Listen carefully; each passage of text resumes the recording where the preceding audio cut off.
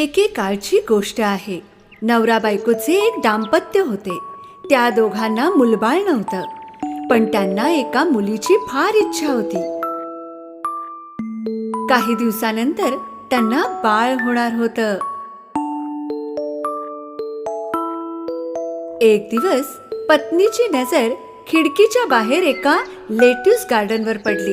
तेव्हापासून तिला तेथून लेट्यूस खाण्याची इच्छा होऊ लागली. कोण जाणे की ते लेट्यूस मी कधी खाऊ शकेन. तिची भूक कमी होऊ लागली आणि तब्येत बिघडत गेली. तिच्या पतीला तिची फार काळजी वाटू लागली आणि म्हणून एक दिवस त्याने तिला वचन दिले की तो तिच्यासाठी मुठ्ठीभर लेट्यूस घेऊन येईल. तू काळजी करू नकोस, मी आणेन तुझ्यासाठी लेट्यूस नक्की. पण तुम्हाला माहित आहे ना, ती खूप भयंकर आहे. ते घर एका चेटकिणीचे होते आणि त्याच्या चारी बाजूला उंच उंच भिंती होत्या, ज्यावर कोणी चढायचा विचार सुद्धा करू शकत नव्हता. पती पूर्ण जोर लावून त्या उंच भिंतीवर चढला. गार्डन मध्ये जाऊन त्याने मुठ्ठीभर लेट्यूस तोडले आणि घरी घेऊन आला.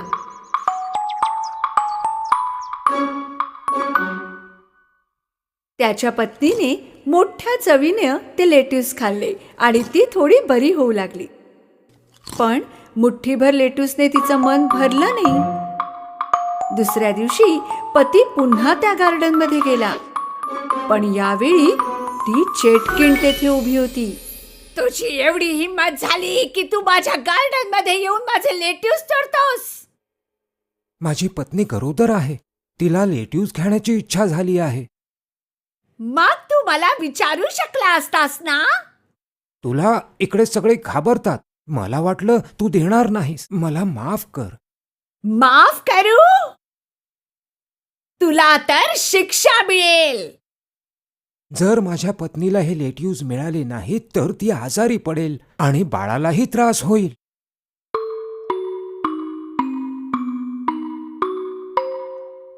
मग आपण एक सौदा करू. तुला हवे तेवढे लेट्यूस घेऊन जा, पण एका अटीवर. तुझ्या बाळाचा जन्म होताच तू ते मला सोपवशील. भीतीने पतीने होकार दिला. काही दिवसानंतर त्या दोघांना एक मुलगी झाली आणि चेटकीण येऊन त्या मुलीला घेऊन गेली.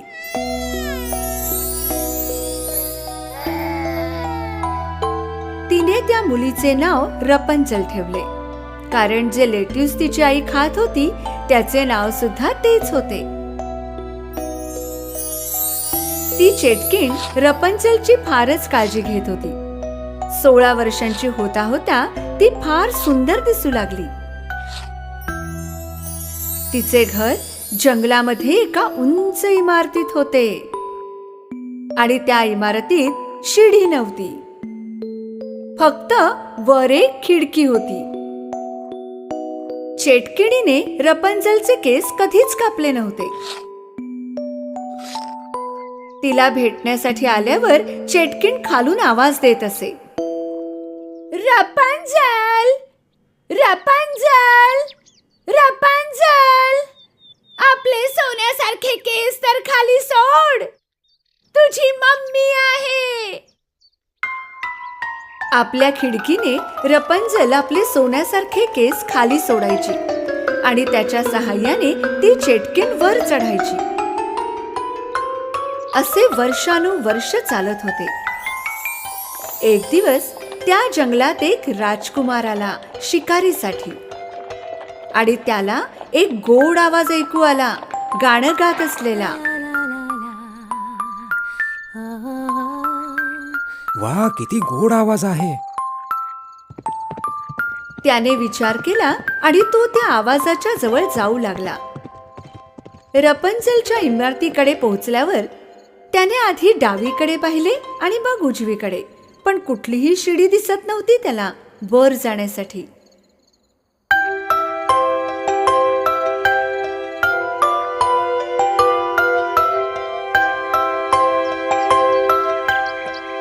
तो आवाज राजकुमारला दररोज तेथे खेचत होता, पण वर चढणे कधीच शक्य नाही झाले.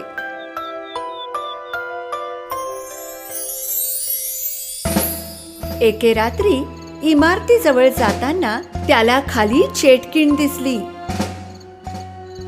रपंजल, रपंजल, रपंजल, तुझे सोन्यासारखे केस तर खाली सोड, तुझी मम्मी आहे.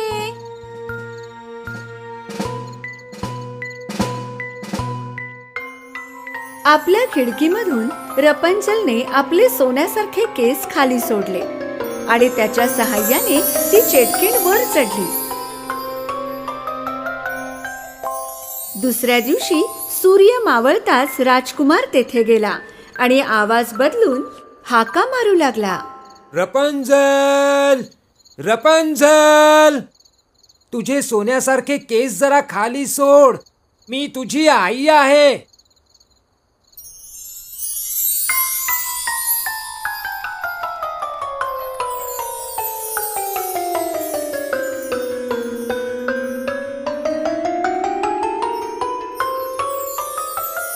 आपल्या आईच्या व्यतिरिक्त पहिल्यांदाच तिने एका मनुष्याला पाहिलं आणि ती थोडी घाबरली. तू माझी मम्मी नाहीस, इथे का आलास? घाबरण्याचं मुळीच कारण नाही. मी तुझं गाणं ऐकलं आणि मला तुझा आवाज खूप आवडला. बस फक्त तुला पाहायचं होतं. आवाजासारखीच तूही सुंदर आहेस. रपंजलला राजकुमारचे बोलणे आवडू लागले आणि तिची भीती सुद्धा गायब झाली. काही काळ सगळे सुरळीत चालत होते आणि चेटकिणीला या सगळ्याची कल्पना देखील नव्हती. एक दिवस राजकुमारने रपंजलला लग्नासाठी विचारलं. रपंजलने आनंदित होऊन होकार दिला.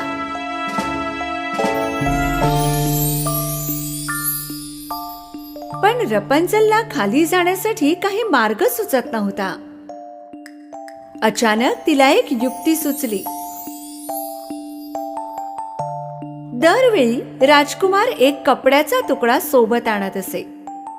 रपंजल त्या कपड्यांना जोडून एक रशी बनवू लागली. पण एक दिवस रपंजलच्या हातून एक चूक घडली आणि तिच्या तोंडून एक गोष्ट निघाली. मम्मी, तुझ्यापेक्षा लवकर तर राजकुमार वर चढतो. राजकुमार? कोण राजकुमार? चेटकिणीच्या लक्षात आलं की काहीतरी गडबड आहे आणि ती ओरडू लागली. तू मला धोका दिलास. मी तुला बाहेरच्या जगापासून वाचवण्याचे प्रयत्न करत होते.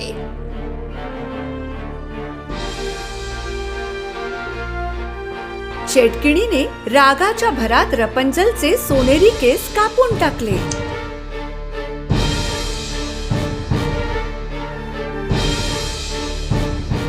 आणि तिला एका लांब अशा वाळवंटात सोडून आली. त्या रात्री चेटकीण राजकुमारची घरी वाट पाहू लागली. थोड्याच वेळात राजकुमारचा आवाज आला. रपंजल, रपंजल, तुझे सोनेरी केस खाली सोड. मी आहे प्रिन्स. चेटकिणीने रपंजलचे कापलेले केस खाली सोडले. वर कोण आहे हा विचार न करता राजकुमार वर चढू लागला. तिथे रपंजल नव्हती, पण चेटकीण होती. त्याला कळून चुकलं की काहीतरी वाईट घडलंय. चेटकीण त्याच्या जवळ येऊ लागली. इतक्यात राजकुमार भीतीने खाली पडला.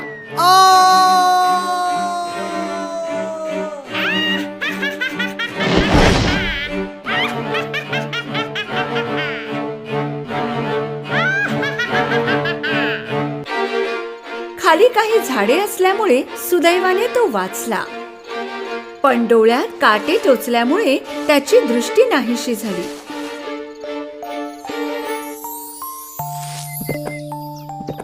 दृष्टी नसून सुद्धा तो राजकुमार जंगलात रपंजलला शोधू लागला. रस्त्यात त्याला फळे मिळाली.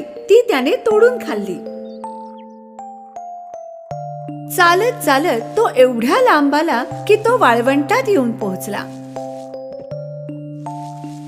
आणि अचानक काहीतरी घडलं. एक गोड आवाज त्याला ऐकू आला. तो त्या आवाजाला ओळखत होता. तो त्या आवाजाजवळ जाऊ लागला, हाका मारता मारता. रपंजल, रपंजल. रपंजलने राजकुमारची हाक ऐकली आणि ओळखली सुद्धा. राजकुमार तुम्ही? ती त्याच्याजवळ पळत गेली. दोघे अत्यंत खुश झाले. भेटताच दोघांनी मिठी मारली आणि रडू लागले. रपंजलचे अश्रू राजकुमारच्या डोळ्यांवर पडले आणि अचानक एक चमत्कार झाला.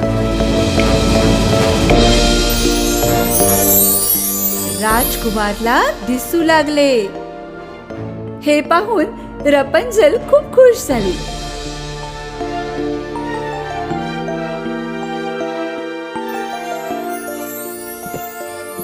दोघे एकत्र राजकुमारच्या महालात गेले. तेथे लोकांनी त्यांचे स्वागत केले.